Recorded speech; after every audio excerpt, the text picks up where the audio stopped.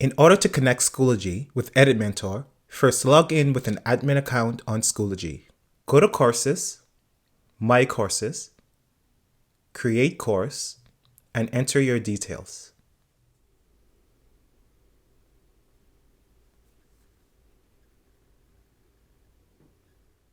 Go to Course Options, External Tool Providers, click Add External Tool Provider, enter the tool name, then input the consumer key and shared secret that was provided by EditMentor.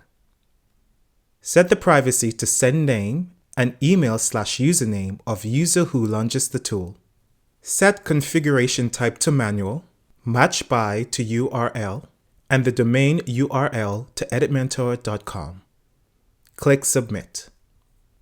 Once you've added the external tool provider, you can use it from any assignment within the course. Go back to the course, click on Add Materials. From the drop-down option, select Add File, Link External Tool, click External Tool. Select the tool provider to the one you've just created. Enter your title. For the URL, go to your EditMentor dashboard, Curriculum, and from My Courses, select the course and lesson you want your students to pass in the assignment. Select the lesson and click Play as Student. Copy the URL, go back to Schoology, and paste in the URL. You'd want to make sure that the URL has /play after it.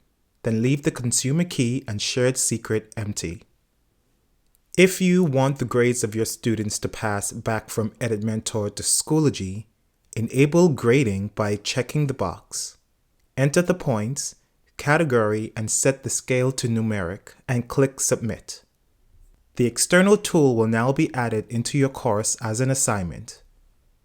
When your students log in and have the access code to the course, they will then see the assignment with the external tool added. Upon entering, they will see a Launch EditMentor button. Click it and they will be navigated to the EditMentor lesson. When they pass a lesson and get their grades, the admin will be able to see it in their gradebook.